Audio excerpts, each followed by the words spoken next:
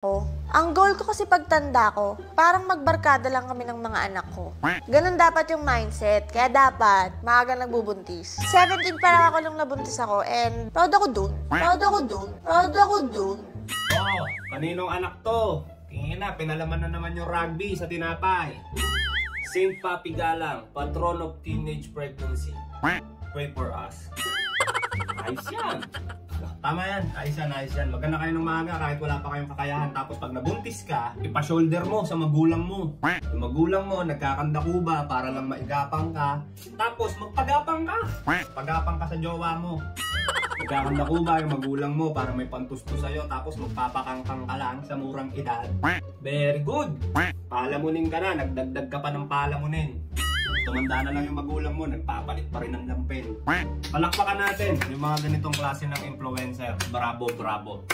Ganyan yung madalas na yung produkto ng may mapait na pagkabata. Yung lumaking walang guidance sa magulang, naghahanap ng damay para ma-experience nyo rin yung masalimuot na sinapit niya. Ang mahirap kasi dito mga kaibigan, panigurado makaka-influensya to ng mga bata. Panigurado yan. Kalimitan pa naman sa mga kabataan ngayon. Tutulig-tulig. Hindi nag-iisip. Alam nyo kids, wag na wag kayong mag-aanak ng maaga. Lalo kung gusto nyo ng maayos na buhay, ng successful na buhay, wag kayong mag-anak ng maaga. I am not saying na hindi ka magiging successful kapag nagkaanak ka ng maaga, okay? With all due respect sa lahat ng mga nagkaanak ng maaga. But I think those people na nagkaanak ng maaga mag-a-agree dito sa sasabihin ko to. I am not saying na hindi ka magsasucceed sa buhay kapag nagkaanak ka ng maaga. What I'm trying to say is mahirap na nga yung process para mag-succeed ka sa buhay. Mas magiging mahirap pa siya kapag nag-anak ka ng maaga. Alam niyo kung bakit magiging mahirap? Kasi if you want to have a successful life or at least a stable life in your future, you need to explore and take a risk. Kailangan mo mag-explore to see how beautiful, kung gaano kalaki, kung gaano kalawak, at kung gaano karami yung mga opportunities natin sa buhay. Kailangan mo mag-explore para makita mo siya. At pag nakita mo siya, kailangan mo mag-take ng risk. Kailangan mong sumugal. At hindi magiging ganun kadali yung pag-explore mo, yung pagsugal mo sa buhay kapag may anak ka na. Anong ibig kong sabihin? For example, nagkaanak ka ng maaga. Of course, pag nagkaanak ka ng maaga, magtatrabaho ka. So may trabaho ka. Pero hindi ka masaya sa trabaho mo. Bukod sa hindi ka pa ready magtrabaho dahil hindi mo nga na-enjoy yung pagkabinata mo. Kumbaga, hindi ka pasawa sa buhay pagkabinata. Pero kailangan mo na magtrabaho kasi may anak ka na May binubuhay ka na. Ngayon, may trabaho ka pero hindi ka masaya sa trabaho mo. Kasi kulang ang sweldo, hindi ka nag-grow. At alam mo sa sarili mo na mas higit pa doon yung kaya mong gawin, yung kaya mong puntahan. Kumbaga, alam mo sa sarili mo na hindi ako para dito. Pero kahit anong reklamo mo, magiging mahirap sa'yo ang mag-resign. Kasi hindi mo na-afford mag-take ng risk kasi may binubuhay ka ng bata. Dahil kailangan mo na ng fix at ng safe na monthly income. Safety and security na lang yung hinahabol mo. Kaya mas pipiliin mo na lang mag-stay doon sa trabaho mo kahit hindi ka masaya, kahit toxic yung environment, kahit saktuan lang yung salary, minsan talo ka pa. Kasi hindi mo afford mag-take ng risk. Kasi nga, may binubuhay ka na. Unlike kapag solo betlog ka lang, yung wala kang iniintindi sa buhay. Especially kung yung parents mo hindi ka ginawang retirement plan na kailangan mo pa rin silang tulungan, suportahan, yung mga kapatid mo kailangan mo pag-aralin. Iba yung galaw mo kapag solo betlog ka lang. Just like me. Year 2018, wala pa akong anak noon. Wala pa rin naman ako anak ngayon, no? Pero 2018, after ko maka-graduate, nagtrabaho ako as cashier staff dun sa alma mater ko kung saan ako gumraduate. Okay naman yung work ko dun, maliit yung sahod, pero dahil nga single ako, sarili ko lang yung dala-dala ko, okay lang. Masaya ako sa company, masaya ako sa mga kasama ko, pero alam ko na hindi ako masaya sa ginagawa ko. Hindi ako masayang magpipindot ng keyboard doon, kumuha ng bayad ng iba. Kasi alam ko na hindi Alam ko sa sarili ko na much better pa doon yung kaya kong gawin. So, nag-resign ako. Kaya ako dito. Ganun lang kabilis yung decision ko kasi wala nga akong iniisip. Sarili ko lang. So, kaya ako dito. Resign ako dito. So, hanap ako ng ibang trabaho. Nag-apply ako as collector ng isang motorcycle company. Sinubukan ko. Pero kung ilang araw, kaya ako dito. Kaya ako nito. Mas okay pa yung trabaho ko sa cashier. Sa cashier, naka-aircon ako dito, nakababad ako sa init. Resign ulit ako. Nag-apply akong call center, hindi ako pumasa. Pero okay lang sa akin, kahit hindi ako pumasa. Hanap ulit ng ibang trabaho. Hanggang sa napadpad na ako dito sa mundo ng vlogging. Na hindi naman siya pumasok sa hinagap ko na gusto ko maging vlogger, maging artista. Wala yun sa plano ko, hindi ko to pinangarap. Kumbaga napunta ako dito, kakatalon ko ng kakatalon, kaka-explore ko ng kaka-explore. Dito ako napunta at dito ko naramdaman yung I found it. Nakita ko na. Dito ako masaya. Masaya ako dito hindi lang dahil sa sweldo. Honestly speaking, hindi lang dahil sa sweldo. Given na yun, malaki kita sa vlogging compare sa ibang trabaho. Pero yung puso ko, alam mo yung masaya eh. Kasi nung pumasok ako dito, hindi naman ako antimano kumita. Taon din. So, ginagawa ko siya kahit wala akong kinikita. Dahil alam mo yun, masaya eh. Lamang yung saya. May mga times na mapapagod ka din, mababurnout ka din. Pero alam mo yun, lamang yung saya eh. And now, eto, 5 years na akong content creator. Mas magaan ng maraming beses compare sa buhay ko 5 years ago. Now kids, ano yung gusto kong iparating sa inyo? What I'm trying to say is, what if, imagine, kung nagkaanak ako ng maaga, baka hindi ako nag-resign as cashier staff. Baka nawalan na ako ng guts na mag-resign, magpatalon-talon, mag-explore kung saan-saan, kung may bata na akong binubuhay. Kasi kagaya nga ng sabi ko, pag may binubuhay ka na, hindi ka na basta-basta makakasugal. Hindi mo na iisipin yung sarili mo. Hindi mo na uunahin yung sarili mo.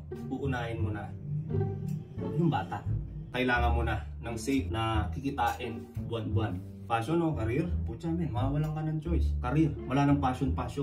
Yung passion mo, may isasantabi mo na yun. Hindi mo na kakayanin pa na sumugal para sa passion mo. Ngayon, ang mangyayari nun, pwedeng masta ka na lang dyan.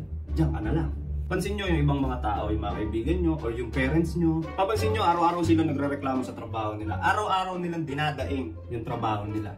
Nakisyo toxic yung boss, nakisyo toxic yung environment, toxic yung katrabaho, mababa yung sweldo, hindi siya nag-grow. Pero nandun pa din, hindi naman nagre-resign. Bakit? Kasi may binubuhay na sila, may umaasa na sa kanila. Hindi na nila afford hanggang sa nalipasan na lang sila ng panahon. 30 years na pala sila dun sa company, 30 years na rin pala sila nagdadadaing na hindi sila masaya.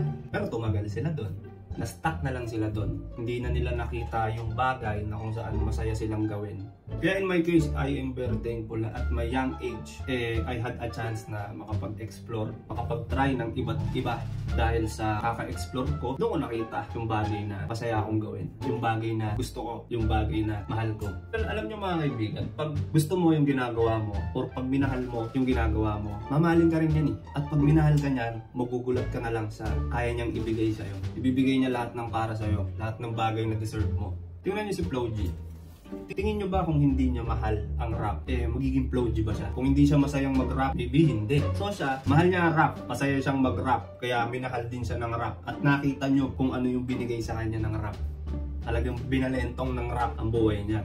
At kung TV, tingin nyo kung hindi niya mahal ang vlogging, mamahalin din siya ng vlogging. Dahil din minahal din ni Kong yung pagbo-vlog. Minahal din siya ng vlogging at binigay din ng vlogging yung karapat dapat sa kanya. Kita nyo ngayon, binalentong din ng vlogging ang buhay ni Kong TV.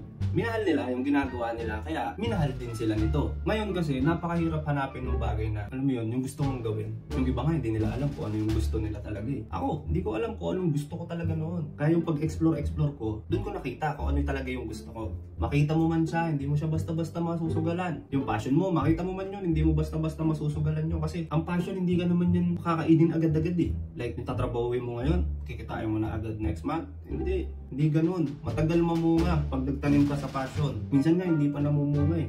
Diba? Agaya ko, I'm very lucky. In span of 1 year, nagbunga agad. Pero yung iba, talagang wala. Hindi mo alam kung mananalo ka, kung matatalo ka pag sumugal ka. Kaya kung may binubuhay ka na, may anak ka na, mas lalo ka mahihirapan sumugal.